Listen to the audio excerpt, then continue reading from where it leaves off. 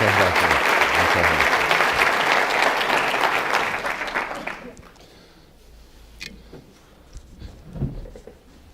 Muchas gracias por aproximarse a esta posibilidad de compartir algunas reflexiones. A los organizadores que han hecho posible este ciclo y a ustedes por la persistencia en pensar, que es una actividad infrecuente. No es sencilla, pero es imprescindible.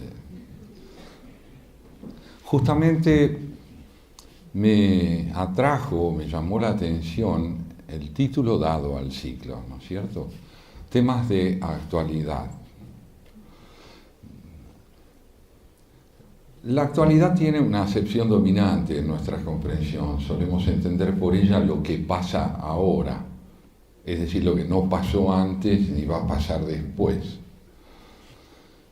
No está mal entender el concepto de ese modo, pero tal vez quiera decir otra cosa también. Nuestro lenguaje se caracteriza por ser ambiguo. Es imposible terminar de contener en una palabra totalmente un significado. La actualidad puede ser aquello que en el presente manifiesta su continuidad, su insistencia.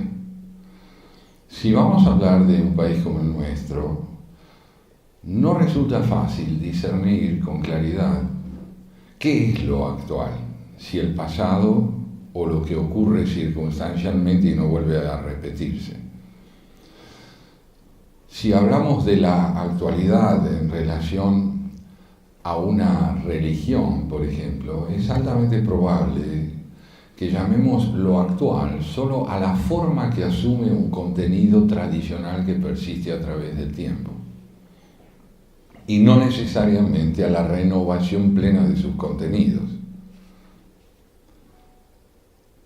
Entonces, me parece que lo interesante de volver sobre el título de este ciclo, temas de actualidad, es preguntarnos, en el caso argentino, ¿cuáles son los temas a los que podríamos llamar actuales? A lo que pasó ayer, a lo que pasó esta mañana. Preferiría yo llamar actuales a los temas que insisten en ser oídos o atendidos a lo largo del tiempo, y no necesariamente a lo que surgió hoy y se diluyó por ser efímero a la noche. La pasión por las novedades puede ser comprendida como una necesidad psicológica de distracción. Es comprensible, como digo, pero no necesariamente lo novedoso es actual. Lo novedoso aspira a ser inédito, pero si uno en el orden informativo, por ejemplo, analiza la estructura de las informaciones que recibe a diario, advierte que lo que se sucede son los ejemplos de lo mismo, pero no necesariamente la irrupción de algo inédito. Cuando lo que se sucede es la irrupción de lo mismo, vamos a dar el ejemplo de que se descubrió un hecho de corrupción. Van cambiando los protagonistas de la corrupción, pero el hecho sigue siendo el mismo, el de la corrupción. Entonces, ¿cuál es la novedad? La novedad es que tenemos nuevos protagonistas de lo mismo. Lo verdaderamente actual es entonces la vigencia de aquello que a través de distintos protagonistas insiste en mostrarse igual. ¿Es la Argentina un país democrático, republicano o no? Tanto en un caso como en otro, sea cual fuere la respuesta, quiero decir, vamos a encontrar ejemplos que permiten afirmar que lo actual es fundamentalmente lo que relativiza el alcance de lo novedoso. Si las cosas van bien en un país, no hay muchas novedades. Hay más bien estabilidad. Y la estabilidad tiene el don de la monotonía. Cuando un régimen político funciona, se vuelve previsible. Ahora, hay dos formas de la previsibilidad, la que muestra la robustez de un sistema o la que muestra crónicamente su fragilidad. Yo entiendo que el nuestro es un país que sigue estando a lo largo del tiempo más cerca del siglo XIX que del XXI. Es decir, es un país al cual le cuesta ubicarse en su propio tiempo, ser un país contemporáneo. Es verdad que la contemporaneidad es un atributo muy difícil para cada uno de nosotros también. Uno suele decir que es un hombre o una mujer del siglo XXI, eso más bien tiene que ver con la cronología, que uno está aquí por obra de una noche afortunada en la que no participó. Claro, no es un mérito estar vivo, ¿no? Eso es la coetaneidad, uno es coetáneo de una época. Yo soy un hombre del siglo XX y del siglo XXI. Vaya, ¿y qué méritos tiene usted para hacerlo? ¿Qué es lo que usted entiende por siglo XX y siglo XXI? ¿Hasta dónde llega la posibilidad de que su vida esté atravesada por los dilemas centrales de una época como para que usted se sienta partícipe de ella como protagonista y no solo como víctima? De manera que la actualidad, entendida como expresión de contemporaneidad, permite abrir un tercer campo de significados. Una nación progresa cuando gana contemporaneidad, es decir, a medida que se sitúa de manera protagónica ante y en los desafíos de la época en la cual le toca vivir. Ante y en la época en la cual se producen los desafíos propios de su tiempo. ¿Cuáles son esos desafíos?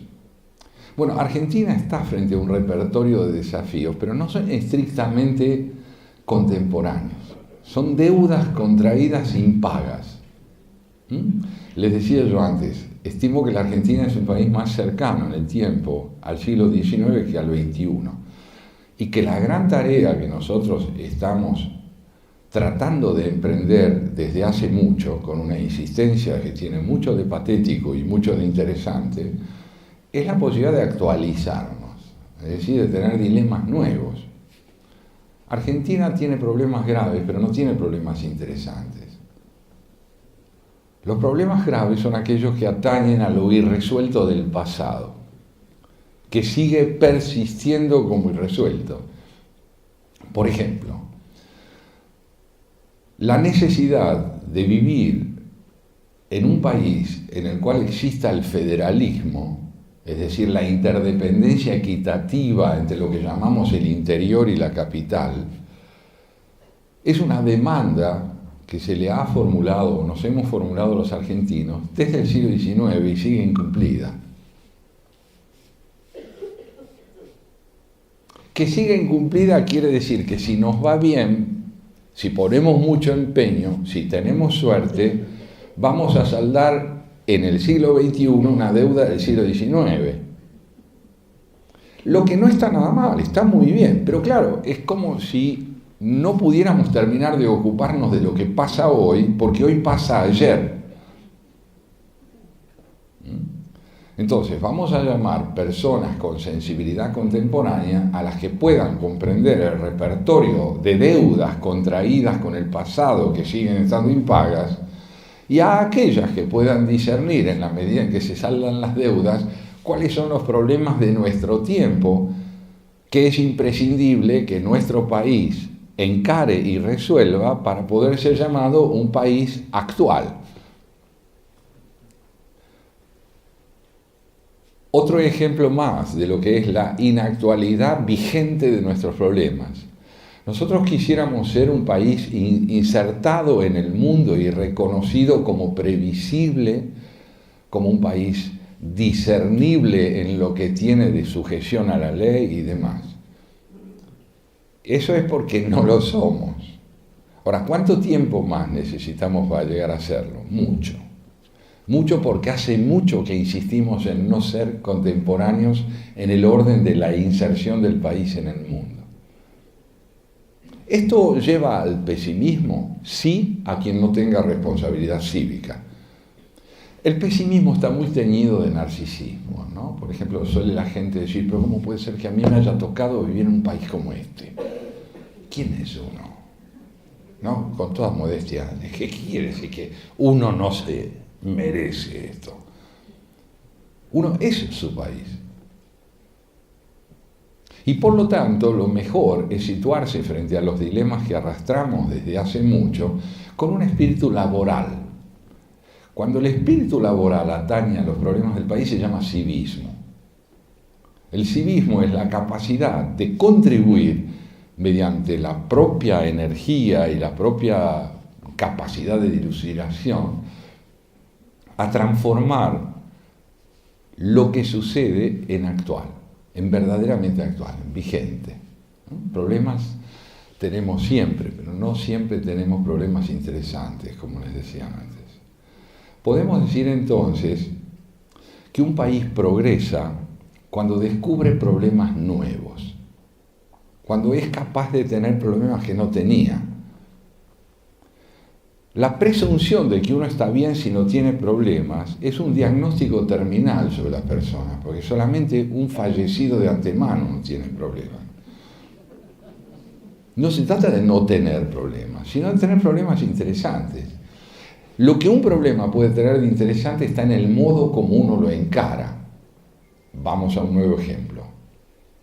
Nadie puede pretender que su patología es original. Por ejemplo, yo no puedo decir, la verdad es que fulano tiene una neurosis tan rica. Desde el punto de vista psicopatológico, un neurótico, cualquiera de nosotros, Dios mediante, ¿no? Y no sé otra cosa. Es un neurótico, con rasgos histéricos, con rasgos levemente depresivos, con aspectos maníacos, en fin. Entonces no es la neurosis la que va a hablar de cada caso singular, es lo que con ella hacemos. En nuestra especie, lo que hacemos con lo que nos pasa se llama cultura. La cultura es el destino interpretativo y laboral que le damos a lo que nos sucede. Tenemos que aprender a sobrevivir, a ganarnos el pan, a tener una profesión. Bueno, una persona culta es primordialmente aquel que tiene un modo de llevar adelante el cumplimiento de los imperativos fundamentales de la existencia. Claro, esta no es una acepción normal, entre comillas, de lo que es la cultura, porque normalmente la cultura se entiende, por ejemplo, como idoneidad en la obra de Mahler, o capacidad de discernir los diferentes períodos en la pintura de Picasso. Esto no es la cultura, eso es capacidad para moverse como especialista en un terreno determinado. Una persona culta, en su acepción más rica, es literalmente una persona cultivada. Y cultivado es todo aquel que entiende la relación que hay entre lo que le importa, el entorno en el que vive y los conciudadanos con los cuales comparte los problemas de su medio. Ahí hay cultura. ¿Por qué? Porque hay un sentido orquestal de la interdependencia entre uno y el todo, entre la parte y el todo. Hay un sentido sinfónico de la existencia. Es decir, hay una melodía común, cada uno la interpreta con el instrumento para el cual tiene preparación, pero lo que toca es la melodía común. Para que se destaque un solista, es imprescindible que tenga el apoyo entero de la comunidad musical, si no, no se lo escucha bien. Si el solista se adueña del discurso musical, desaparece la orquesta y por lo tanto la melodía, porque no puede solo ejecutar la totalidad de los sonidos que es indispensable escuchar. Traslademos este razonamiento a la política. Cuando la autosuficiencia gobierna la conducta llevada a cabo por un político, caemos en lo que se llama demagogia. La demagogia es el intento de homologar el propio discurso a la totalidad de los significados posibles. John Locke, ese gran ensayista y pensador inglés del siglo XVII, decía con ironía lo siguiente: Si la realidad no coincide con mis palabras, peor para la realidad. Esto es la demagogia, ¿no? El autoritarismo, el totalitarismo. La presunción de que la propia palabra da cuenta de lo real es un pensamiento autoritario. Es decir, que descalifica al que tiene otra perspectiva por el solo hecho de tenerla, no porque lo que dice no es aceptable, sino por ser diferente. En cambio, donde uno parte de la sana presunción de que lo que dice merece ser respaldado con convicción, pero no es suficiente, puesto que la realidad excede lo que uno sabe, entonces uno se transforma en una persona parlamentaria, es decir, que discute contenidos con otros, que no piensan lo mismo, buscando consensos. Todas estas cosas, que parecen muy básicas, son, sin embargo, las que absorben la atención de la ciudadanía en un país como el nuestro, porque estamos tratando de tener pasado. Nosotros no tenemos pasado, somos parte del pasado. Todavía somos parte del pasado porque queremos fundar una república asentada en el cumplimiento de la ley. Es fantástico el proyecto, pero es un tanto reiterado como proyecto.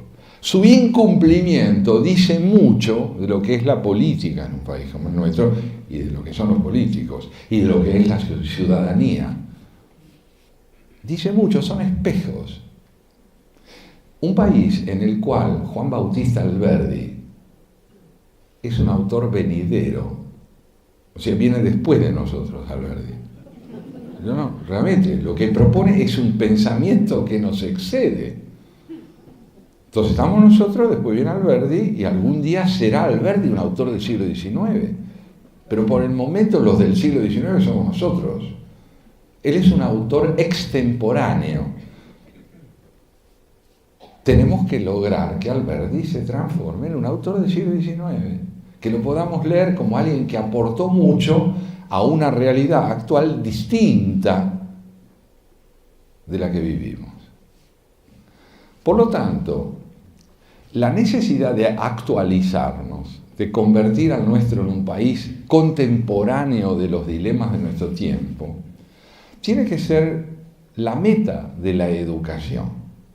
Educarnos es aprender a descubrir nuevos problemas mediante la solución de los viejos problemas. Por aquello que les decía antes, cuando uno advierte cómo los padres suelen reaccionar frente a un hijo adolescente y dicen, está lleno de problemas, pobre. No, ¿y de qué va a estar lleno? Si está sufriendo el tránsito de la niñez a la adultez. Se llama adolescente porque adolece. ¿Y qué es mejor que viva los dolores del parto? Es decir, de ese crecimiento que lo van a reposicionar ante la noción del tiempo, que no existía cuando él era niño, porque vivía en la eternidad. Ingresa al tiempo con la fecundidad propia del insomnio. Es un insomnio, está problematizado. Entonces lo que queremos es que a los 14 años tenga problemas de adolescente, pero a los 34 años que no los tenga más. Claro, que tenga problemas de un hombre de 34 años, de una mujer de 34 años, que uno pueda reconocer al tratarlo que la calidad problemática que alimenta su posicionamiento ante la vida ha capitalizado aciertos y errores del pasado. Entonces necesitamos los argentinos una educación que nos permita tener pasado. Tener pasado. No puede ser que las ideas del general Belgrano sigan incumplidas. El general Belgrano, muchas veces lo conté y lo volveré a contar porque es apasionante. El general Belgrano, que comanda el ejército del norte en la lucha por la emancipación, es un abogado porteño muy preparado, gran lector y demás, al que le encomiendan que dirija un ejército. No sé si me explico. Es un intelectual que queda al frente de un ejército. Ya había dado pruebas en las invasiones inglesas de que sabía pelear. y que tenía ideas estratégicas. Entonces lo ponen al frente del ejército del norte y se va al norte, Tucumán, Salta. Allí está un soldado cabal que se llama Martín Güemes. Es un guerrero, un aristócrata de la región, pero un guerrero. Es un guerrero que emplea estrategias de guerrilla para pelear contra España, pero no tiene un ejército, tiene un gauchaje. Hombres valientes, hábiles, conocen muy bien la zona, pelean muy bien y mantienen a raya a los españoles. Pero justamente, Belgrano viene con un ejército, es decir, la idea es sacarlos definitivamente de acá. Entonces, al comienzo, Güemes no tiene mucha simpatía por Belgrano. Me parece que es un señorito, habla francés, ¿sí? ¿Qué hacemos con los españoles? Pero Belgrano se gana el respeto de Güemes, tanto en las victorias como en las derrotas, porque es valiente, porque tiene sentido de la lucha y porque lo que falta lo puede aprender, porque capitaliza sus errores. Es un hombre que tiene ideas nuevas, fíjense ustedes. Cuando Güemes y Belgrano se hacen íntimos amigos, se llaman hermanos entre sí. Güemes le escribe a principios de la segunda década del siglo XIX: mi querido general y hermano, debo decirle con satisfacción que con la paisanada hemos echado a los godos de Salta. Pero no consigo que la paisanada me vaya a pelear a Tucumán, porque dicen que Salta ya es libre. Belgrano le dice, respondiéndole: mi querido general y hermano, me convence a la paisanada de que Salta queda en Tucumán.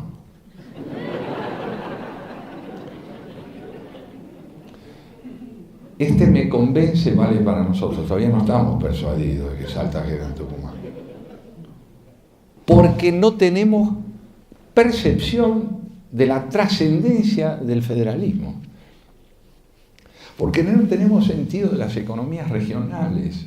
Porque Buenos Aires sigue siendo Cádiz.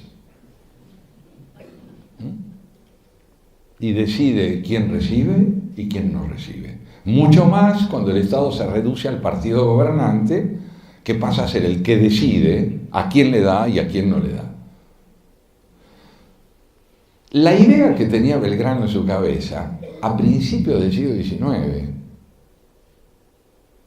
es la de que, mientras no superemos nuestra mentalidad feudal y caudillesca, la emancipación solo se traducirá en la expulsión de los españoles, pero en su perpetuidad mediante la cultura que tenemos, que es feudal. Cuando Sarmiento viaja a España antes de asumir la presidencia de la República, claro está, le escribe a Lastarria, a uno de sus amigos, una carta contándole qué ve, ¿no? Porque él quería conocer Europa. Entonces en España le dice: mira, España está profundamente fragmentada. Aquí hay un encono tremendo entre andaluces y gallegos, todos están separados, peleados, confrontados, no tienen unidad. Esta, dice Sarmiento, es la gran victoria cultural de España sobre la Argentina. Los derrotamos en el campo de batalla y culturalmente somos iguales a ellos. Mientras no entendamos que la cultura, entonces, no es el repertorio de poemas que puedo recitar de memoria, o la capacidad de ejecutar el violín, o el conocimiento de la química, mientras no entendamos que la cultura es el discernimiento de la relación que mi vida guarda con las de los demás, mi provincia con las demás, mi país con los demás, seremos profundamente acívicos, por más amables que seamos. El civismo es la gran tarea que tiene que emprender este país, en la medida en que sepa cuál es el repertorio de problemas que tiene que superar. Mientras no los discierna, los va a repetir.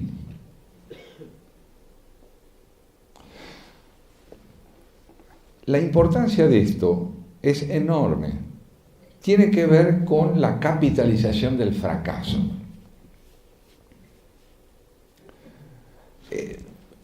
Muchas veces uno advierte en las personas que trata evidencias de lo que significa la ceguera en relación, por ejemplo, a la vida sentimental.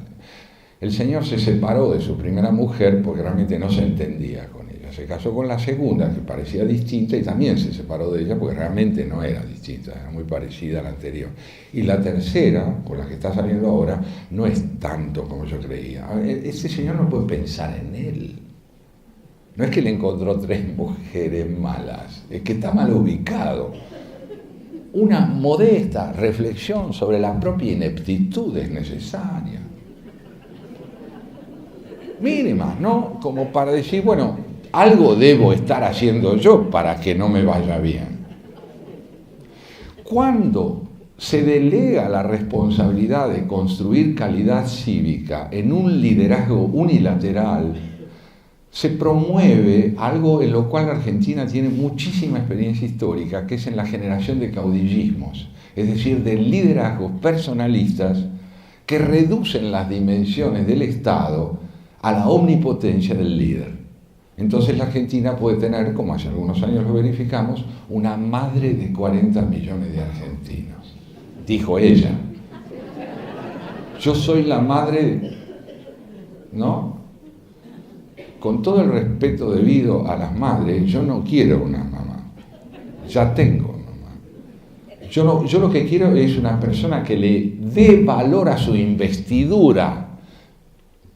Pero si es un caudillo, su investidura se reducirá a la suma del poder público. Cuando Anchorena y otros coetáneos de Rosas delegan en él hacia 1829 la responsabilidad de gobernar Buenos Aires, le dan la suma del poder público, la todo. Y él dice, yo voy a gobernar si tengo la suma del poder público. Conmigo no se discute, se obedece. Hay una fuerte propensión en nuestro país a los liderazgos caudillescos, es decir, a la reducción del Estado a las dimensiones del partido gobernante y el partido gobernante a la obediencia debida al liderazgo unilateral. Cuando uno analiza una de las características sustanciales de la sensibilidad argentina, advierte que es esa característica, la impaciencia. La impaciencia es mala consejera en política, pero es el resultado de la dificultad que tenemos para tramitar, digerir y procesar los conflictos políticos. Pregúntense ustedes por qué pudo llenarse la Plaza de Mayo el día 2 de abril de 1982. Montoneros, guerrilleros del ERP, la ciudadanía, los promilitares, los que eran, todo el mundo a cantar loas por la invasión de Malvinas. Al general Galtieri. ¿Qué sensibilidad es la que nos lleva a creer que el camino de la violencia es el que nos iba a permitir a nosotros recuperar las Islas Malvinas? La idealización de la violencia asociada a la mitología. Porque no puede ser que, conociendo lo que era un régimen dictatorial, creamos que un hombre como Galtieri puede encabezar un proceso de recuperación de las Malvinas. Y sin embargo la plaza se colmó. Rasgos. Al lado de esto, otros enormemente positivos. Enormemente positivos. Tenemos en la Argentina, simultáneamente con estos déficits institucionales, la posibilidad de advertir cómo se generan consensos. Nuestra vida parlamentaria actual, que está lejos de ser idealizable, es infinitamente distinta de la que tuvimos hasta el año 15. ¿Por qué? Porque allí se discute. Realmente los partidos discuten, con sus manías, con sus estrategias más o menos zorras, pero de todas maneras hay parlamentarismo, es decir, se debate, se buscan consensos. La aparición de una institución como Cambiemos es muy auspiciosa, más allá de todo lo que vamos a señalar o podamos señalar al respecto. ¿Por qué es auspiciosa? Porque implica que uno, todo, no. Es decir, que ni el PRO, ni los radicales, ni las alianzas formadas por Elisa Carrió, ni el partido del cual proviene la señora Bullrich, cada uno de ellos, todos ellos, bastan. Tienen que generar un espacio compartido de consensos comunes. Eso significa poder aprender. No significa que nos va a ir bien. Pero la ansiedad de la que antes les hablaba aparece en fenómenos muy curiosos sobre los que vale la pena detenerse a meditar a la hora de hacer un programa cultural, es decir, un programa de construcción de ciudadanía. En los durísimos años que pasamos, y a raíz del asesinato del fiscal Nisman, yo recuerdo mucha gente, que en la calle me detenía y me decía: ¿usted cree que se va a arreglar esto que lo vamos a saber? ¿Usted está seguro de que se puede saber quién lo mató? La pregunta es, más allá de su apariencia, profundamente errónea. La pregunta de fondo es: ¿qué vamos a hacer para que se sepa? No si se va a saber, ¿quién lo va a hacer? ¿Qué vamos a hacer? Es el problema. ¿Qué estamos haciendo para que el asesinato de un fiscal sea un escándalo constitucional que lleve a la cárcel de por vida a sus asesinos? ¿Qué estamos haciendo? Pero no, la ansiedad nos empuja, entonces queremos saber cómo termina el partido. ¿Quién ganó, che? No, después eso. Primero preguntémonos cómo se trabaja para generar conciencia y demanda cívica en torno a lo que representa el asesinato de un fiscal de la nación. Lo mismo pasa con los partidos políticos en los momentos de elecciones. Tenemos miedo de que no gane quien queremos que gane, ¿no? Así fuimos a las elecciones del 15, pero justamente la inseguridad y el miedo le dieron la victoria a un partido que estaba diagnosticado por la sensibilidad compartida de la gente como que no podía ganar, como va a ganar el PRO. Y ganó porque la inseguridad, el miedo, las torpezas, el despotismo del Frente para la Victoria empujó a votar por ellos. Y la diferencia fue pequeña, pero el significado fue enorme. Entonces, ¿cómo nos vamos a situar frente a un gobierno novedoso? ¿Qué exigencias le vamos a hacer al gobierno para que cambie? Es decir, para que represente lo que dice que representa. Bueno, pero con la economía que tenemos y la inflación que tenemos, esto no cambia nunca más. Nadie niega que hay un 34% de pobres en este país, inexplicablemente, no, explicablemente. ¿Qué hacemos con la pobreza? ¿Cómo se la combate? ¿Con prebendarismo, convirtiéndola en un recurso del poder despótico de un sector? ¿O se la combate con desarrollo, con un proyecto de educación que restituya dignidad cívica a las personas? Esto hay que exigírselo al gobierno. Exigírselo, pero no desde el lado de quien contribuyó solamente a generar pobreza durante 40 o 50 años, sino también desde el lado del electorado que votó a este gobierno. Que aprendamos a saber qué plantear, qué discutir. Y yo creo que las manifestaciones públicas tienen una finalidad cívica cuando están ahí para recordar lo que hay que hacer. Recordar lo que hay que hacer. El 1 de abril de este año tuvo lugar aquí una manifestación cívica extraordinaria, y esa es otra de las cosas positivas. Muchísima gente salió a la calle para decirle no a la resurrección de la violencia, a la idea de que la salida está por el lado del crimen, a decirle no al maniqueísmo, a la división del país en réprobos y elegidos, a la santificación de la violencia guerrillera. Salieron a la calle. Ahí hay conciencia cívica, porque hay demanda al gobierno. El gobierno no quería apoyar esa marcha. tenía miedo. ¿Por qué no? Nosotros somos representativos del poder, nos dieron el poder, ganamos las elecciones, no necesitamos hacer lo que hacen los otros. Esto no eran los otros. Esto era una manifestación cívica por el apoyo a un gobierno al que se le pedía que radicalice su pasión por la democracia.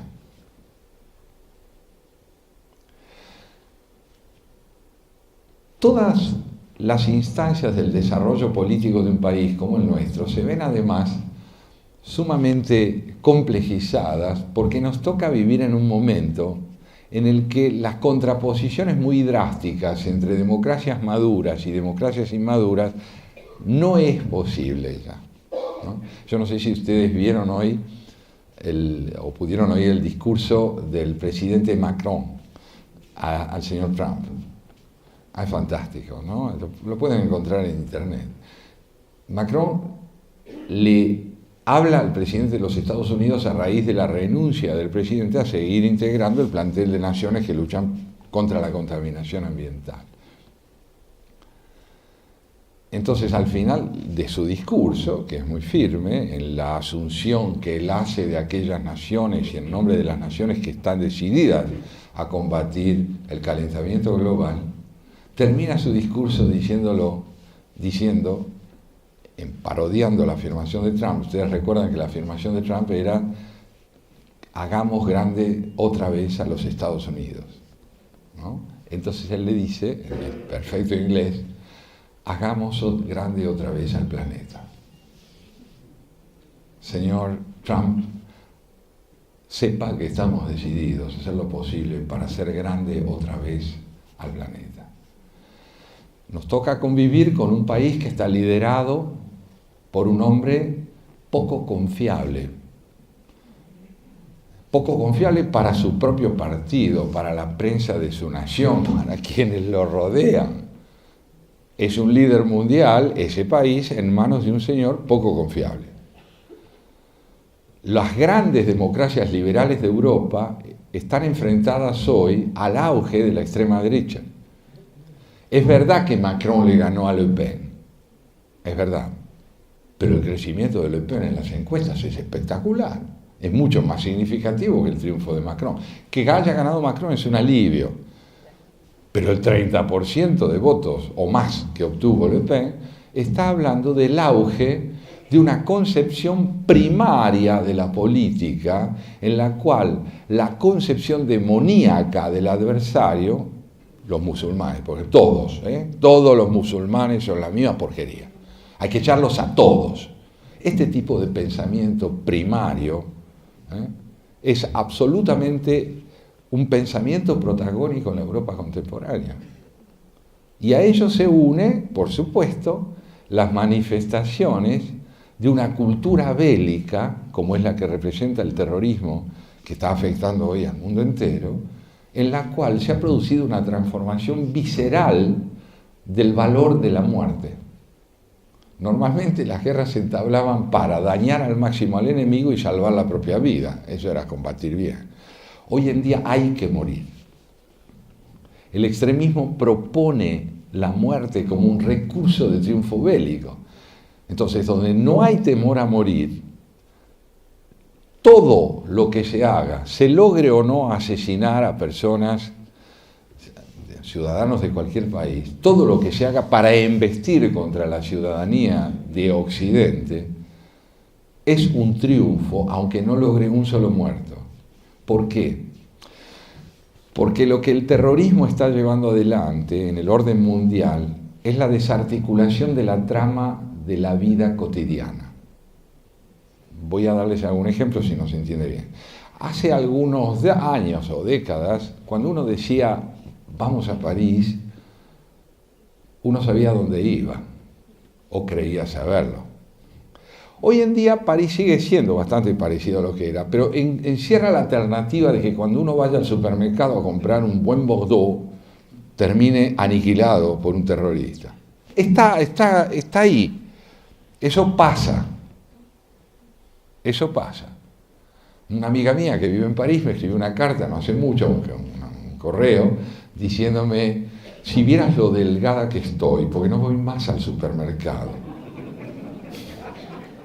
No, claro, se cuidaba demasiado de todo. El terrorismo desarticula la trama de la vida cotidiana porque le quita previsibilidad a nuestras acciones. Le quita previsibilidad. Donde el hombre pierde el don de la previsibilidad, queda a la intemperie y los significados de las cosas se opacan, porque uno ya no sabe lo que quiere decir lo que tiene delante de la nariz. La Torre Eiffel, ¿no? La Torre Eiffel. ¿Es un lugar para visitar o no? Y depende del día, ¿no? Si uno tiene suerte va y vuelve. Si no tiene suerte va solamente. El London Bridge, el London Bridge, qué delicia. Bueno, no solo una delicia, no solo una delicia, es también un peligro. La desarticulación de la previsibilidad hace con que la ciudadanía pierda su condición de ciudadano y se convierta, en el sentido estricto del término, en un extranjero, porque uno no sabe dónde, no pertenece más ahí, por más inglés que sea o más francés que sea. Uno no sabe dónde está desorientado. Y luchar contra eso es imprescindible. Y vamos a ganar, ¿le parece a usted que vamos a ganar? ¿Vamos a poder derrotar el extremismo enloquecido de los criminales? Yo no sé si vamos a ganar. Yo sé que es imprescindible luchar contra eso. El resultado de la lucha depende de la calidad con que encaremos, tanto estratégica, táctica y culturalmente, lo que tenemos que hacer. Una de las cosas que tenemos que hacer es rescatar con todas nuestras fuerzas el valor de la cultura islámica. Con todas nuestras fuerzas. No homologar la cultura islámica al extremismo. No permitir que el extremismo se quede con el monopolio del significado del islamismo. Ya pasamos por ahí. ¿Se acuerdan ustedes que había una época en que los judíos olían a Lucifer? Todos, Parece que todos no, pero todos olían a Lucifer. Y lo mejor era terminar con ellos para sanear el mundo del mal que lo aqueja. Vamos a seguir repitiendo esa conducta psicótica y criminal, homologando la cultura del Islam a la barbarie, del terrorismo. No, tenemos que luchar contra eso. Tenemos que refortalecer nuestras instituciones. Con el triunfo de Macron en Francia, la democracia republicana perdió un poco menos, pero no ganó mucho más. Vamos a ver cómo gobierna, pero no puede gobernar solo. Necesita un repertorio de naciones que se llama Unión Europea. Y entonces Inglaterra sale de la Unión Europea. Se va. ¿Y qué es lo que se va con Inglaterra? Se va la posibilidad de que una de las naciones más importantes del mundo coparticipe en un proyecto de convivencia cualitativa que disuelve buena parte de las fronteras que hicieron de Europa, esas fronteras, el territorio de una prolongadísima guerra civil, como la que vivieron los europeos desde el siglo XVII en adelante. Gracias a las fronteras nacieron las naciones, pero todo pierde funcionalidad con el tiempo. Hoy necesitamos un mundo mucho más integrado que a través del ideal nacional. Necesitamos un mundo internacionalizado. Y ese mundo internacionalizado se llama globalización. Pero si la globalización está llevada a cabo con un criterio que sepa aunar la integración de todos en un conjunto y el respeto por la singularidad de cada una de sus partes. Bolivia es Bolivia, tiene que seguir siendo Bolivia, así se integre a un proyecto de globalización. La cultura boliviana es boliviana, no es igual, no puede ser disuelta, debe ser preservada, porque si no, la ciudadanía se convierte en un mundo de consumidores. Y este tránsito de lo cívico al consumo, en buena medida ha contribuido a destituir la identidad política de Occidente. Uno no es todo lo que tiene. No obstante, el fetichismo nos gobierna. En una época teníamos móviles o celulares. Ahora se trata de parte de nuestra anatomía. El que pierde su celular se queda sin un brazo. La vivencia ontológica de tragedia que genera la pérdida de un celular es digna de ser evaluada, ponderada, pensada. ¿Qué quiere decir que si se pierde mi celular o me lo roban, yo no? La frase común es: pierdo todos mis contactos. Todos mis contactos. O sea que la señora que tengo al lado, a la que vengo a considerar mi esposa, si perdí el celular no me significa nada. Y viceversa. Cuando Oscar Wilde visitó Nueva York por primera vez, ya era una celebridad como dramaturgo, como ensayista, como novelista. En el puerto de Nueva York lo recibió un grupo muy abundante de admiradores, entre los cuales había un sector, 7 u 8 personas, que formaban parte de lo más destacado del empresariado estadounidense. Le entregaron el correspondiente ramo de rosas bellísimas y dijeron: mire, señor Wilde, nosotros además queremos mostrarle algo que seguramente usted no conoce. Entonces lo llevaron a un salón contiguo a la sala de ingreso al puerto, y sobre una pared le mostraron una caja de madera empotrada en la pared, con 2 sostenes de hierro en la parte superior, un tubo sobre los 2 sostenes, una manivela sobre la pared lateral derecha de eso, con un disco en el centro, con números del 1 al 0, o sea, 2. Y le dijeron que si él tomaba el tubo de arriba, se lo aplicaba en la oreja, daba vuelta a la manivela y marcaba ahí, en menos de 1 minuto y medio estaba hablando con Boston, y que eso se llamaba teléfono. Wilde asintió, se quedó pensativo, y luego le dijo: perdóneme, ¿y hablando de qué?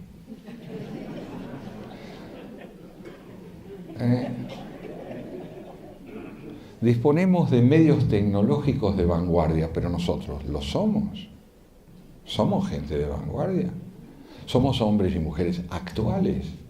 Cuando la tecnología cae en manos de la barbarie cívica, se transforma en tecnocracia. Y la tecnocracia es una forma de fetichismo que reduce la ética a la eficacia y se olvida de la ética. Necesitamos especialistas, sin ellos en el mundo moderno no es posible hacer nada, pero primordialmente necesitamos ciudadanos especialistas. De modo tal que la educación pasa por la capacitación especializada de una alta sensibilidad cívica. Porque si no hay sensibilidad cívica, hay tecnocracia. La tecnocracia es la disociación entre ética y eficacia. ¿A mí qué me importa si eso está bien o no, si funciona? Hubo físicos atómicos japoneses que felicitaron a los físicos norteamericanos por el éxito logrado en Hiroshima. Realmente fue fantástico, ¿no? Qué bien, porque lograron realmente terminar con Hiroshima y no quedó nadie, ¿eh? Fue fantástico. Lograron lo que se proponía. Muy bien. Y el trabajo excelso que en términos de gerenciamiento y eficacia lograron los nazis en Auschwitz. ¿No es fantástico? Eliminar 6 millones de personas en 4 años. Hay que ser muy eficiente para lograr eso. Y qué bien que trabajaron, ¿no? Porque lo hicieron todo tan bien, tan ordenado. ¿De qué estamos hablando? Estamos hablando de la idolatría. La idolatría es la presunción de que los objetos de que disponemos pueden sustituir la subjetividad. Es igualmente por sí. Las tecnologías de punta y de vanguardia han sustituido las nociones de espacio y tiempo. Hoy uno puede estar en 3 lados diferentes conectándose con un teléfono o una computadora. Uno está acá y no está acá, está en otro lado. El señor que me habla desde Corea del Sur está simultáneamente en el día anterior, porque él está 12 horas después. Entonces hablamos en el día en que estoy yo y él no está en ese día. Ni tiempo ni espacio. Ahora, el tiempo somos nosotros. I'm sorry. Somos tiempo. Somos tiempo. No es que tenemos tiempo, disponemos, somos tiempo. El tiempo es lo que somos. Lo que nos pasa es tiempo. Y si no podemos reflexionar sobre el valor del espacio, yo nunca me voy a encontrar de verdad con mis hijos. ¿Dónde te veo? ¿Dónde te veo? ¿Dónde te abrazo? Necesitamos advertir que espacio y tiempo, que son perfectamente disueltos en el campo de la tecnología contemporánea, forman parte de una estructura llamada subjetiva que vuelve imprescindible las dos nociones, espacio y tiempo, para que haya contacto, no mis contactos, sino contacto. Corremos el riesgo permanentemente de caer en esta especie de fascinación por lo novedoso. El que tiene un iPhone 6 está sonado. Pero si ayer me lo compré, y bueno, querido, hay un 7. Hay un 7 y el 7 trae una serie de recursos que el 6 no tiene. Entonces yo me pregunto, Dios mío, ¿a dónde estoy yo que no tengo el 7? Y corremos atrás del 7 sin advertir que el tipo que me lo vende está preparando el 8. Esto es gracioso y es patético. Ustedes saben que la empresa Volvo, la sueca que fabrica los coches, tuvo hace algunos años un dilema tremendo porque ellos fabricaban autos que duraban. No, un auto no debe durar.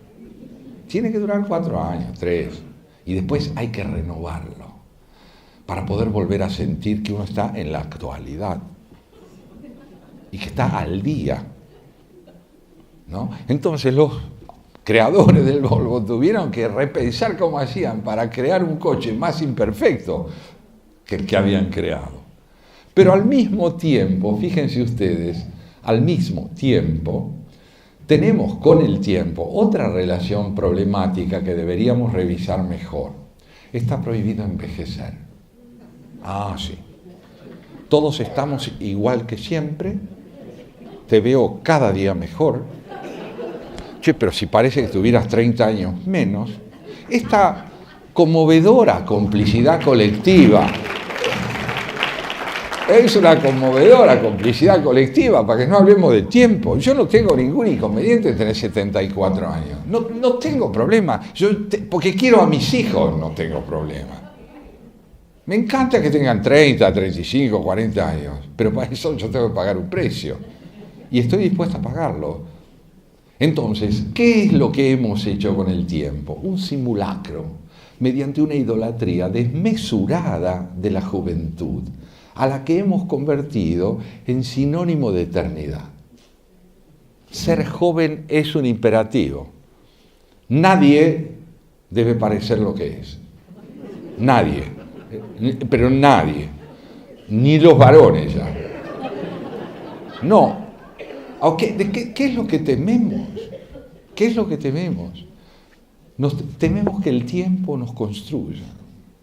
No que nos destruya, que nos construya, que se deje ver en nuestra palabra, en nuestros actos. No se trata de no cuidarse, se trata de no simular.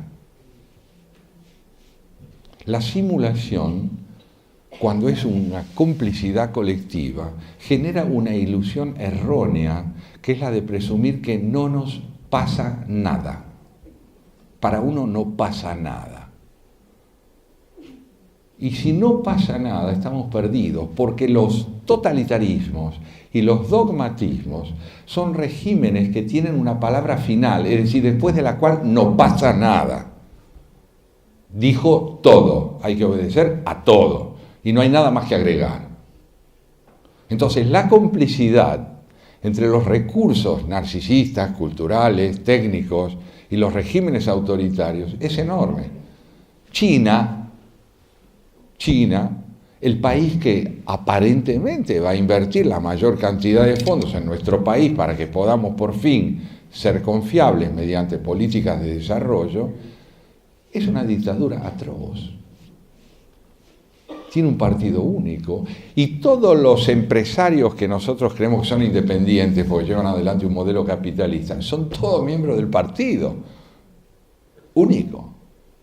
Bueno, pero ¿usted qué quiere que hagamos? ¿Que dejemos de traer capitales a la Argentina? ¿Y cómo vamos a progresar? Yo no, lo que quiero es que podamos pensar. Como les dije, es una actividad infrecuente, pero imprescindible. ¿Qué tenemos que pensar? ¿Qué significa que un país que se orienta en términos eleccionarios hacia la reconstrucción de la República por la vía constitucional entre a negociar sin condiciones con una dictadura que ha desarrollado un capitalismo espléndido desde el punto de vista de su enriquecimiento propio y la capacidad de inversión? Algo debe querer decir, algo debe demandar de nosotros en términos de pensamiento. El pragmatismo me dirá, bueno, pues si no vienen ellos, no viene nadie. Estuvimos en Europa, hablamos, fuimos, pero parece que no, Estados Unidos no. Europa está con sus problemas. Necesitan más seguridad jurídica, dicen de nosotros. Los chinos no. Los chinos no piden más seguridad jurídica.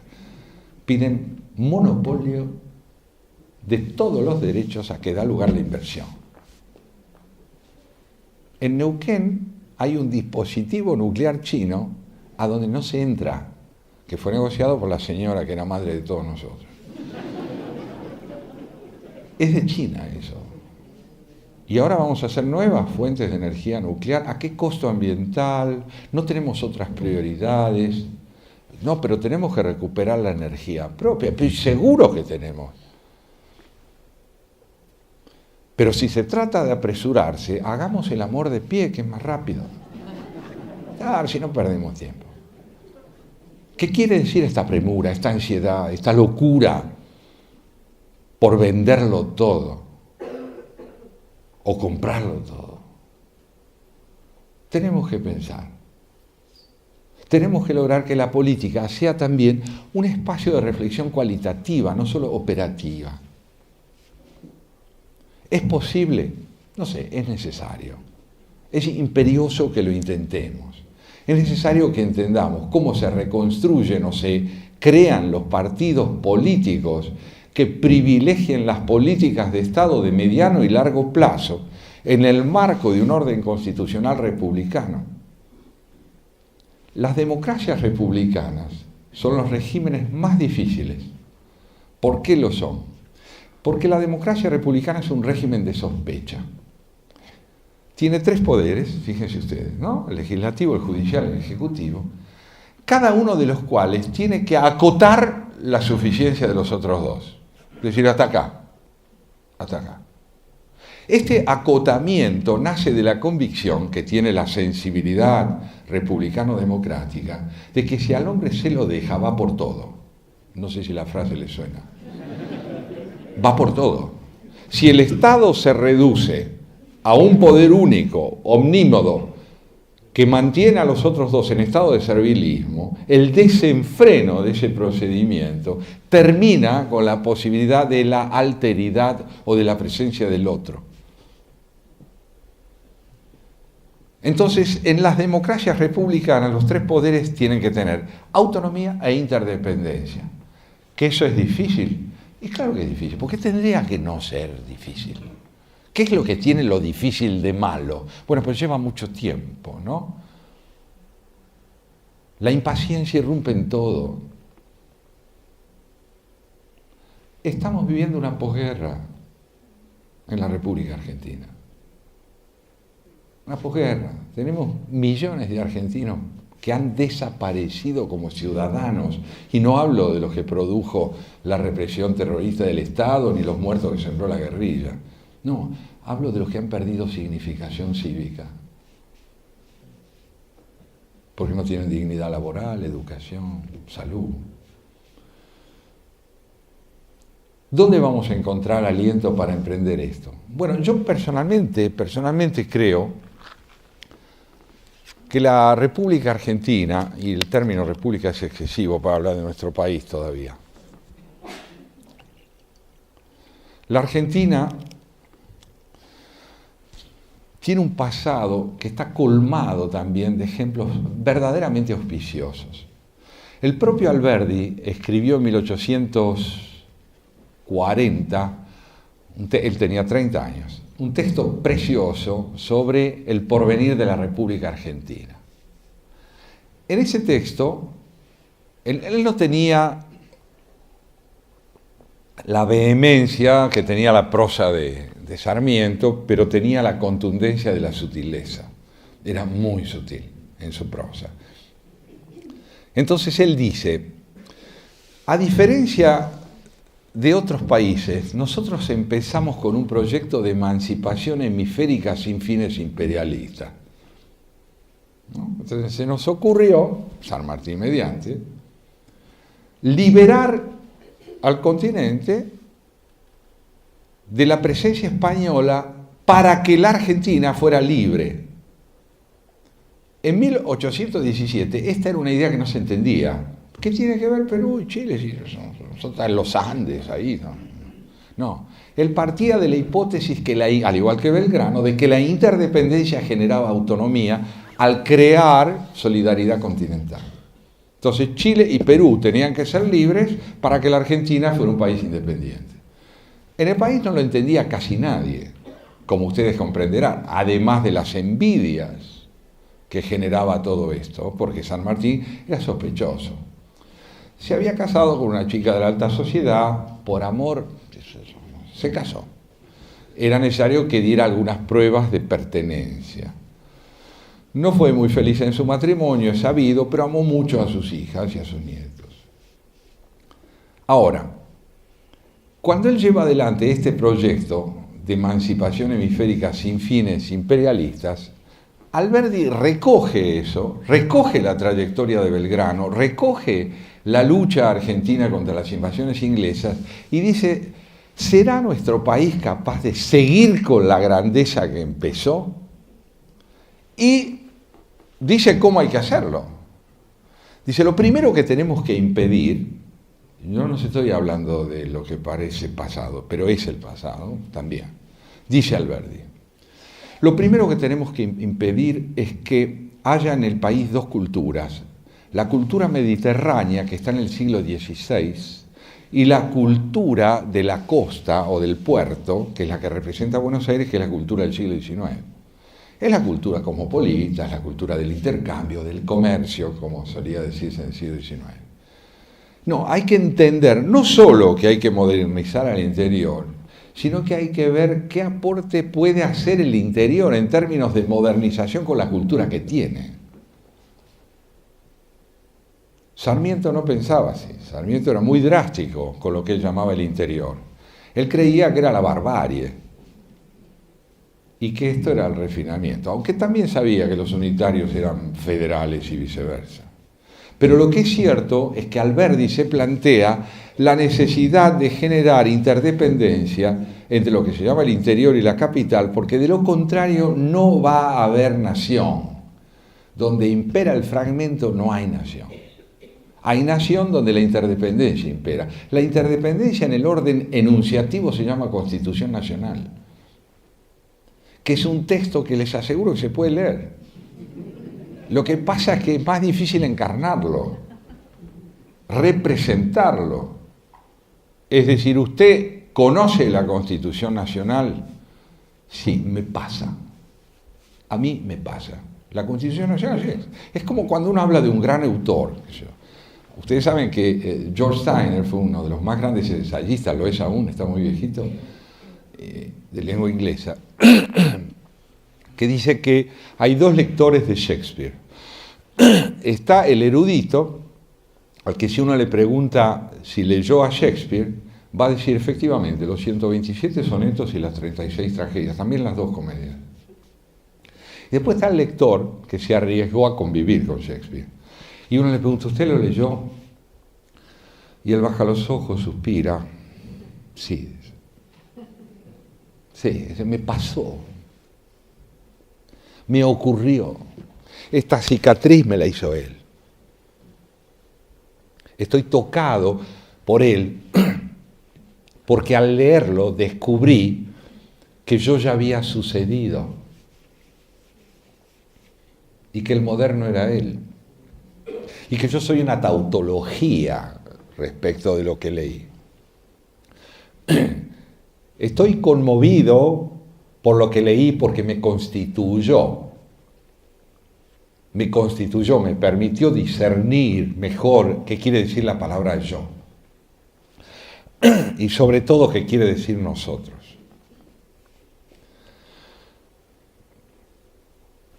Esta conversación no puede tener final. Yo la voy a interrumpir porque la Argentina es un país donde lo que nosotros tenemos que construir es tarea. La tarea consiste en saber si podemos, voy a una metáfora de San Pablo, si podemos volver a vivir, es decir, volver de la muerte. Pablo dice, en la epístola a los Romanos, que aquellos a quienes él le hable, les lleva el mensaje de Jesús, en tanto se muestran incrédulos, están muertos. ¿Por qué están muertos? Porque han quedado sepultados por el poder que Roma les impuso. Roma, a todos los pueblos paganos que lo rodean en la Europa entera, le quita sus propios valores, los convierte a todos en provincianos, que es una palabra que en latín quiere decir a favor del vencedor, provincere.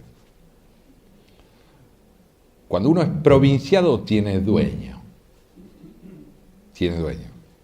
Entonces, los pueblos dominados por Roma habían perdido todos sus valores propios, sus dioses, su cultura, todo para convertirse en provincianos. Pablo va y les dice, señores, todo lo que les quitó Roma no se puede recuperar, porque militarmente hablando ustedes no van a poder con Roma. Pero hay otra alternativa de valores paralelos a este. Por ejemplo, el amor al prójimo, la capacidad de entregarse a una causa solidaria. Todo esto se llama volver de la muerte. La muerte fue impuesta por Roma al convertirlo a ustedes en provincianos. Volver de la muerte, ser un resurrecto, significa encontrar valores alternativos que permiten construir otra vida que la que fija el poder. ¿Qué tal le fue, che? Y le fue bien, lo pagó con su vida, ¿no? Lo decapitaron en Roma, no casualmente. El riesgo de emprender un camino creador es siempre grande, pero como dijo San Martín, cuando Pueyrredón le dijo que lo que él quería hacer era imposible, San Martín le dijo, usted tiene razón, lo que yo quiero hacer es imposible, pero es imprescindible. ¿Qué es imprescindible para nosotros? Creo yo construir la república, devolverle sentido a la democracia, generar solidaridad a través de la equidad y la educación, permitir que los problemas fundamentales de una persona no sean la salud y el hambre, permitirle ingresar al mundo fenomenal del desarrollo tecnológico como sujeto, no como objeto de la técnica, que reemplace el verbo acumular por el verbo compartir. Bueno, pero eso es muy difícil. Y sí, por fin tendríamos problemas nuevos. Muchas gracias.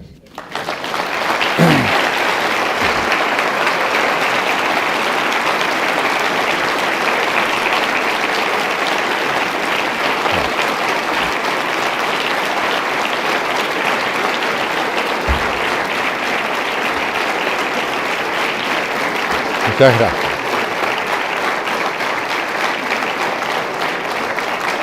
Gracias. Bueno, muchas gracias, Santiago. La verdad es que de todas las preguntas que llegaron, la verdad la mayoría se fueron respondiendo a lo largo de la exposición. Hay algunas preguntas puntuales que quizás me parecen interesantes para hacer llegar, chiquititas, y después quizás podemos dar la posibilidad de responder algunas preguntas. Las teníamos separadas como por temáticas. Hay una que es sobre educación, que es muy cortita, pero que estoy seguro que Santiago va a encontrar una profundidad más que grande. ¿Qué es ser un buen maestro? ¿Qué es ser un buen maestro? Sí, es una gran pregunta. La homeopatía también es cortita. ¿Qué es ser un buen maestro? Bueno, un buen maestro se define siempre en sentido de la interdependencia también. ¿Un buen maestro dónde? Un buen maestro en 1866 era alguien en un país como el nuestro que mostraba que la palabra era un recurso constituyente de la persona, que además de tener fuerza para trabajar con el padre en el campo o manejar un cuchillo con habilidad, podía oír mejor si sabía leer. Oír mejor si sabía leer, porque lo escrito es palabra oída si uno es un lector. En nuestro mundo contemporáneo hay rasgos de ese maestro que han perdurado, como hay rasgos de lo que significa un magisterio en la cultura griega, en la figura de Sócrates o en la figura de los grandes trágicos griegos. ¿Quién es el buen maestro? El que deja aprender. El que deja aprender. No el que tiene un contenido para transmitir. Este es un especialista, ¿no? El profesor de lengua va y enseña gramática. Sabe y enseña lo que sabe. Pero dejar aprender es transmitir la emoción de aprender. La emoción de estar frente a algo que, aprehendido con H, nos acerca a nuestro propio corazón y a nuestra propia identidad. El maestro deja aprender. Permite que el alumno participe de la constitución del saber. Les voy a dar un ejemplo de esto, ¿no? Cuando uno tiene que dar una clase de historia, por ejemplo, para enseñar lo que es el descubrimiento de América, uno puede contar lo que sabe o enseñar a aprender lo que ya sabe el chico. Uno puede empezar reflexionando sobre lo que significa descubrir. ¿Qué es descubrir, chicos? A ver, cuéntenme. ¿Qué es descubrir? Y el chico se pone a contar. Yo descubrí una media que había perdido hacía 8 días, la descubrí debajo de la cama. Fantástico. Es un ejemplo prosaico, pero sin duda tiene que ver con el descubrimiento. Y yo descubrí que a mí me gusta más la primavera que el invierno. ¿Y por qué? Y bueno, porque me di cuenta que me encanta respirar el aire tibio y no el aire frío. Ajá. ¿Y qué otra cosa descubrió? Yo descubrí que estoy enamorada, dice una nena. Ah, qué bien, ¿y qué es eso? Y no sé, yo tenía un compañerito que para mí era un compañerito, de pronto no fue más un compañerito, fue un significado inesperado, digamos así. Estaba investido de un valor, diría la nena en su lenguaje, que no tenía. Ajá. ¿Y qué les parece que quiere decir descubrir América? ¿Inventarla? En un sentido, no, estaba ahí. Digamos, uno llega allí porque eso está. Pero eso no está como América, eso está como India. Porque la época no permitía que uno llegara a un lugar desconocido. Lo nuevo no tenía ningún prestigio. Era imperioso llegar a un lugar sabido. Marco Polo nos había anticipado, entonces uno va a la India por otro lado, por occidente en vez de por oriente. Pero va a desembocar en la India. Santo Domingo es evidentemente la India. Descubrir también quiere decir construir. Construir significados. Darle a las cosas un valor determinado. Colón, que era mucho más medieval que Hernán Cortés, que ya es un hombre del Renacimiento, lleva consigo un intérprete que habla 17 dialectos indis. ¿No? Tipo era un erudito. Entonces, cuando viene el jefe de la tribu de Santo Domingo, le pregunta al jefe de la tribu, esto lo conté 1000 veces, pero no me canso de pensarlo, le pregunta al jefe de la tribu si es el reino del Gran Khan. El indio lo mira, Guananami le dice. Y prueba con otro dialecto, y con otro, y con otro. El indio no entiende nada. No entiende nada de lo que el otro le pregunta. E insiste con la palabra Guananami, que quiere decir Santo Domingo, digamos. Colón se cansa del intérprete. Dice, a ver, correte. Se para delante del indio, como corresponde al almirante, y le dice, ¡Gran Khan!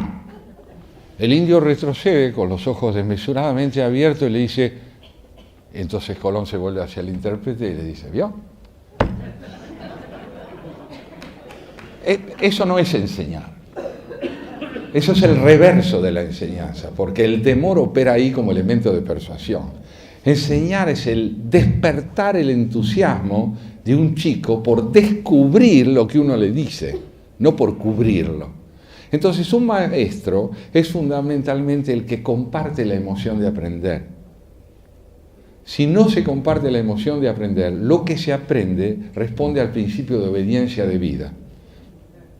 Mi profesora de historia moderna, en el colegio donde yo estudié en el Brasil, el secundario, nos hacía pasar al frente y decía, era magnífica, decía, hábleme del tercer estado en Francia hacia 1780. Y cuando todavía no había ocurrido la revolución. Sí, sobre la burguesía. Y antes de que yo empezara a hablar, o el alumno empezara a hablar, él decía, acuérdese que yo ya lo sé. Claro, no me venga a repetir lo que le conté. ¿Qué hizo usted con lo que yo le enseñé? Cuénteme eso. Conjugue en la primera persona del singular lo que usted hizo con lo que yo le enseñé. Y si usted no lo hace, le pongo un 0 por ausente. Y después, bueno, pues si lo hace, vamos a ver cuánto vale lo que dice, según el grado de responsabilidad con que usted haya leído lo que yo les propuse. Fue maravilloso. Al principio era molesto, ¿no? Porque uno en esa edad tiene una memoria espectacular. Pero ella no quería ausentes, quería presentes. Y la emoción compartida es el camino hacia la comprensión. Eso es un buen maestro.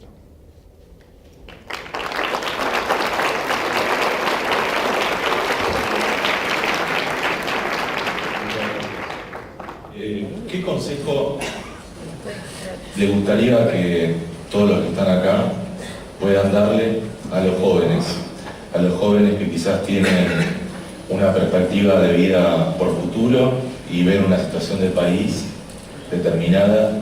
¿Qué mensaje piensa que puede ser interesante para llevar a la juventud? Bueno, no tengo la respuesta preconstruida, pero voy a empezar a razonar en la dirección de una respuesta posible. A mí muchas veces me preguntaron si yo les había, junto con mi mujer, enseñado a los chicos míos que tenían que leer.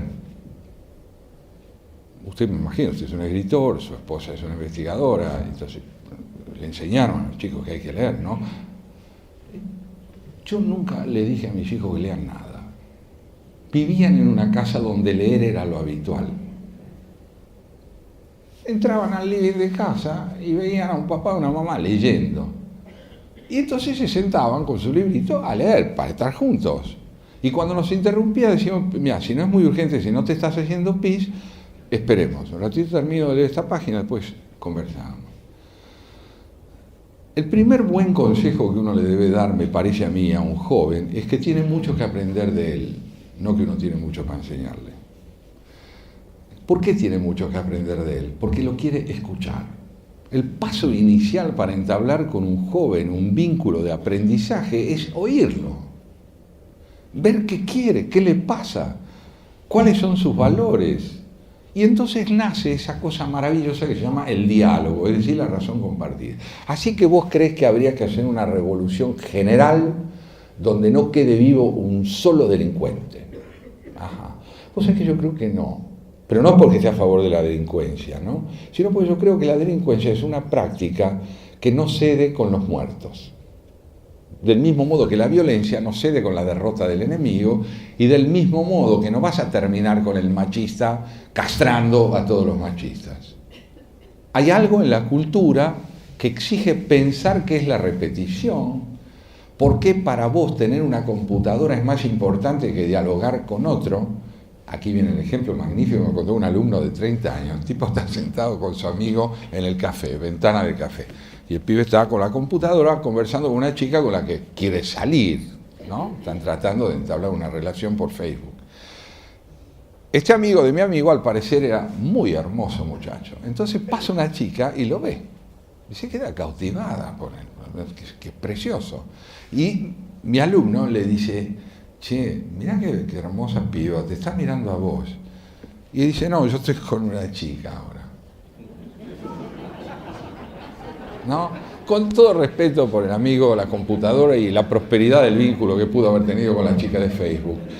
¿Qué es lo que estaba de más? La materialidad de ese encuentro, ¿no? Parece que hay un mecanismo de erotización, que es la computadora, que opera como el Viagra, ¿no? Sin el cual la cosa no anda. Bueno, esta mediatización permite que uno en su diálogo con un joven le enseñe, reconozca la importancia de la tecnología, que es decisiva, pero le sabe mucho del riesgo de la idolatría y de la fetichización de los objetos. La idolatría y la fetichización, que es la conversión del objeto en divinidad y en elemento sustitutivo de la persona. Entonces, hay que cuidarse, me parece a mí, de presumir que uno encarna los valores que defiende. Uno como adulto, que uno encarna los valores que defiende. Yo una vez cometí el siguiente error.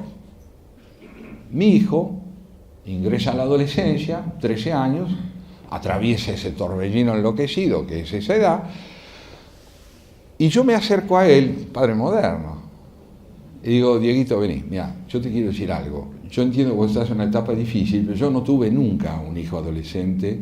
Es la primera vez que me pasa. Tengo mucho que aprender. Respuesta de Diego. A ver si aprendes rápido porque se me va a pasar la adolescencia. ¿No? Extraordinaria lección. Extraordinario lo que me dijo. ¿Qué es eso de ponerte en ese lugar tan jovial, de no tener nada que me permita a mí apoyarme en vos como padre, pensando que vos sos un adolescente tardío que tiene que aprender? Algo tenemos que transmitir, y es la confianza en el diálogo, en el encuentro, en la posibilidad de cambiar ideas, sufrimientos, alegrías, confesiones. Podemos conversar, y yo creo que este es el gran consejo que hoy la civilización pide. Pide interlocución, interdependencia, diálogo, solidaridad social. No tenemos que levantar las banderas ideológicas de todo eso, sino llevarlo a la práctica, en el contacto diario con un hijo o con una hija. A mí, mis hijas mujeres me enseñaron a ser una mujer. Yo no era una mujer, yo era un inequívoco. Ahora, no es que tenga problemas con mi identidad masculina. El problema es que realmente, sin los componentes femeninos de mi identidad, yo esta barba no lo tengo. Porque hacen falta dos para construir un hombre. Uno es una mujer.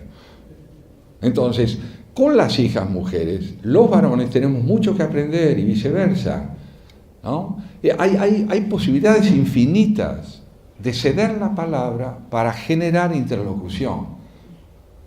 El padre tiene funciones, la madre tiene funciones, pero más allá de eso está la posibilidad de la improvisación en el encuentro. La improvisación en el encuentro. El arriesgarse a buscar juntos, sabiendo que lo que uno puede transmitir es el valor primordial de la insistencia en saber, no del saber, de la insistencia en saber, de querer aprender. Y que lo que uno sabe es que se puede aprender y se puede cambiar, pero para esto hace falta correr el riesgo, ¿no?, de entender que un adulto no es un inequívoco, que un adulto es alguien que tiene más experiencia en el arte de aprender, si es adulto. Lo contrario es un niño grande.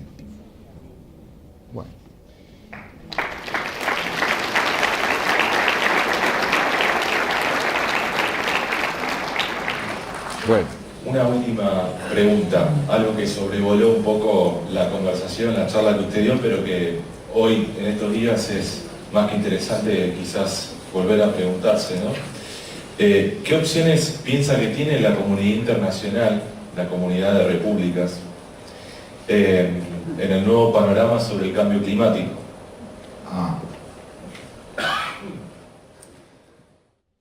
Bueno, uno de los desafíos inéditos que plantea el siglo XX y el XXI, así con guión de continuidad y de contigüidad, es el hecho de que hoy la Tierra gime.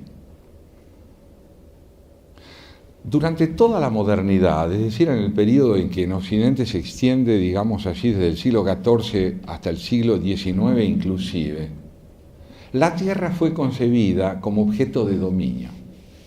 Es decir, nosotros extraemos de ella lo que necesitamos y en las dosis que lo necesitamos. No hay por qué considerar lo que ella necesita. Uno se adueña de la riqueza de la tierra y lo hace creyendo que esto es sin límites, olvidando que la tierra en un momento dado puede ser una mujer golpeada, que reacciona, que ya no tiene que perder y por lo tanto se enfrenta. Nosotros hemos convertido a la tierra en un basural en nombre del desarrollo. Pero entonces usted está contra el desarrollo. No, yo estoy contra la desmesura, que no es lo mismo que el desarrollo. La tierra pide ser cuidada como interlocutora, quiere ser oída. La contaminación ambiental, el desarrollo de temperaturas descomunalmente altas, la pérdida de biodiversidad, todo esto es el resultado, no solo ni ante todo, de las transformaciones naturales. Es el resultado de una violación, de una agresión desmedida hecha desde el poder contra el esclavo primordial del hombre, que es la tierra. Tenemos que generar nuevas modalidades de conducta. Miren, en la cumbre de París, en el año 15, en la que tuve la suerte de estar, en torno al ambiente climático, el presidente Obama dijo esto: no tenemos un plan B para cuidar la tierra más que este que implica darse cuenta de lo que ella necesita. Y no tenemos un plan B porque no tenemos un planeta B. Este o ninguno. Nuestro país, dice Obama, nunca me lo voy a olvidar, está entre los 3 grandes contaminadores ambientales del mundo. Nosotros, China y buena parte de los países de Europa. Somos contaminantes. Tenemos que bajar los niveles de contaminación. Tenemos que, subrayado, quiero decir en cursiva o negrita, como ustedes prefieran, pero subrayado. Tenemos que plantear el siguiente problema: ¿cómo conciliamos la necesidad de desarrollo económico que genere hegemonía mundial con el tránsito de la explotación de las materias primas naturales a las materias primas renovables? ¿Cómo se hace para que el negocio no caiga? Los chinos, por ejemplo, sostuvieron allí que ellos estaban dispuestos a colaborar en la reducción de la contaminación ambiental, pero a partir de haber alcanzado cierto nivel de desarrollo mediante el uso privilegiado del carbón, que es un recurso que ellos tienen mucho. Ahora, ¿qué es lo que dijeron en el debate? En el debate surgió esto: miren, todo está muy bien como planes, pero nos quedan 20 años. Tenemos 20 años de tiempo para impedir que la temperatura aumente a nivel planetario 2 grados más.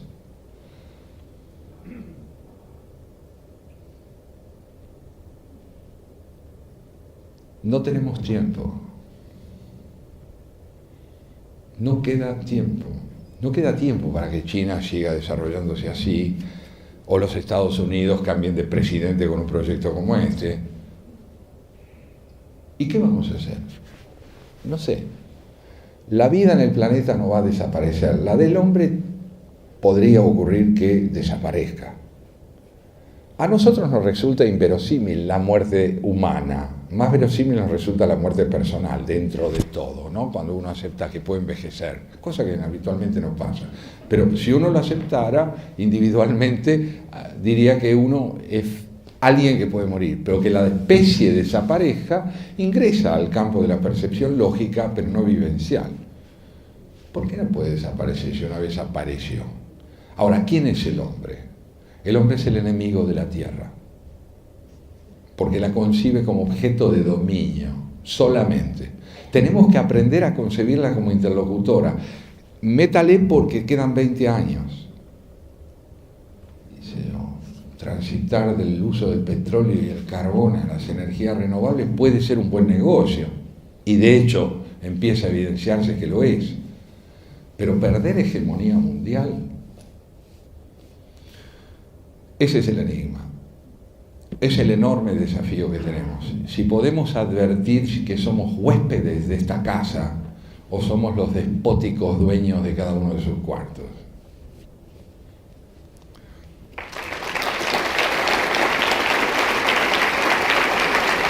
Muchas gracias. Me encanta que hayamos compartido este momento.